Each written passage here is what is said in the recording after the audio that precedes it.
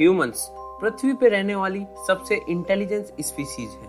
हमने अनेकों उपलब्धियां हासिल की हैं, चाहे वो स्पेस फील्ड में हो, टेक्नोलॉजिकल फील्ड में या फिर किसी और फील्ड में।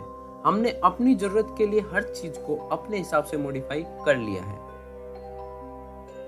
हमने इस पृथ्वी पे काफी सारे पॉजिटिव इम्पैक्ट्स भी डाले हैं और काफी सारे नेगेटिव इम्पैक्ट्स भी हैं। उन्हीं छोटे नेगेटिव इम्पैक्ट्स का एक हिस्सा है वॉर, यानी युद्ध।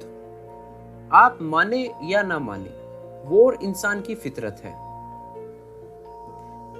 मानव के लिए वॉर एक जरूरत की तरह है। मानव ज्यादा समय तक युद्ध से दूर नहीं रह सकता। ये हमने हिस्ट्री में बहुत पहले से ऑब्जर्व किया है। जब 1914 में वर्ल्ड वॉर 1 हुआ, जैसा कि आप जानते हैं अब तक 2 वर्ल्ड वॉर हुए हैं, और जब 1914 में फर्स्ट वर्ल्ड वॉर हुआ तो उसे ग्रेट वॉर कहा गया। ग्रेट वॉर यानी महान युद्ध। ऐसा कहा गया कि ये युद्ध न तो कभी हुआ था और न कभी होगा, और ये युद्ध एक लंबी पीस लेके आएगा ह्यूमन सिविलाइजेशन के लिए। शायद इसके बाद कोई युद्ध हो ही ना। लेकिन 21 साल बाद ये थ्योरी अपने आप में गलत साबित हो गई जब दूसरा वर्ल्ड वॉर हुआ। अब एक्सपर्ट्स का कहना है कि हम तीसरे वर्ल्ड वॉर के बहुत करीब हैं, जो ऐसा होगा कि पूरी ह्यूमन सिविलाइजेशन को खत्म कर देगा। नमस्कार दोस्तों, मेरा नाम है अतुल और मैं स्वागत करता हूं आपका अपने चैनल एक्सप्लोरर्स में। आज हम एक्सप्लोर करेंगे वर्ल्ड वॉर 3 के बारे में, तो चलिए डिस्कस करते हैं।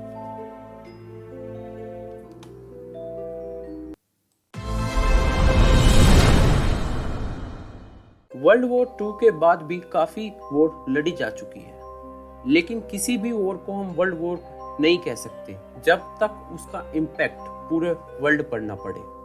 वर्ल्ड वॉर 2 के बाद ज्यादातर वॉर इंडिविजुअल कंट्रीज के बीच में लड़ी गई है। देखिए, दुनिया में वर्ल्ड वॉर जब भी होती है जब वर्ल्ड में 2 सुपर पावर हो। वर्ल्ड वॉर 2 के बाद 2 कंट्रीज थे जो बने सुपर पावर, वो थे यूएसएसआर और अमेरिका। इन दोनों कंट्रीज के बीच में कभी तो ऐसी सिचुएशन आ ही गई थी, ऐसा लगा कि जैसे वर्ल्ड वॉर 3 ट्रिगर हो ही जाएगी, जैसे वर्ल्ड वॉर 3 होने ही वाली है। लेकिन फिर 1991 में यूएसएसआर ब्रेक हो गया, सोवियत संघ टूट गया और दूसरी सुपर पावर माने जाने वाला सामने आया रशिया। लेकिन रशिया कभी सोवियत यूनियन जितना खतरनाक नहीं रहा। तो वर्ल्ड में कंप्लीट सुपीरियरिटी चल रही थी अमेरिका की 2010 तक। लेकिन साथ में एक ऐसा कंट्री भी जन्म ले रहा था अमेरिका के साथ, जो कंधा से कंधे मिलाकर चल सकता था। उस कंट्री का नाम था चाइना। अब आप माने या ना माने, चाइना वर्ल्ड की सुपर पावर है। और जैसा मैंने आपको पहले बताया, जब वर्ल्ड में 2 सुपर पावर होती है तो उनके कॉन्फ्लिक्ट से होती है वर्ल्ड वॉर। और आज ये 2 सुपर पावर है, अमेरिका और चाइना। और हाल फिलहाल में हमें चाइना के कुछ ऐसी झलकें भी देखने को मिली जिनसे हमें लगा कि फ्यूचर में आने वाली सिचुएशन कुछ अलग हो सकती है। वर्ल्ड वॉर 2 न्यूक्लियर अटैक से खत्म हुई थी, लेकिन एक्सपर्ट्स की माने तो वर्ल्ड वॉर 3 की शुरुआत ही न्यूक्लियर अटैक से होगी। अभी दुनिया में 8 कंट्रीज हैं जिनके पास न्यूक्लियर कैपेबिलिटीज है, जिसमें से एक हमारा प्यारा भारत भी है। एक और यूएसए के पास तो इतने सारे न्यूक्लियर वेपन्स हैं जो पूरी पृथ्वी को हमेशा के लिए खत्म कर सकते हैं, वो भी कई बार। अगर वर्ल्ड वॉर 3 होती है तो ये तो तय है कि वो न्यूक्लियर होगी, और अगर वो न्यूक्लियर होगी तो ह्यूमन सिविलाइजेशन हमेशा के लिए खत्म हो जाएगी। नॉर्थ कोरिया जैसे कंट्रीज के पास न्यूक्लियर कैपेबिलिटी है, जो आए दिन न्यूक्लियर अटैक्स की धमकी देते रहते हैं। वॉर तो इंसान की फितरत है, ये तो होती रहेगी। ये तो आपको मानना होगा कि वर्ल्ड वॉर 3 होनी है, चाहे वो पास में हो या दूर। अब सिर्फ ये चीज डिपेंड करेगी कि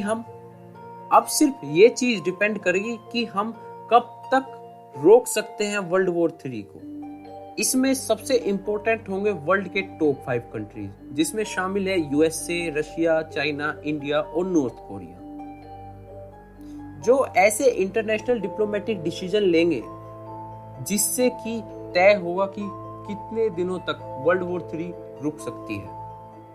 और यूएसए और चाइना का तो इसमें मेन रोल है ही।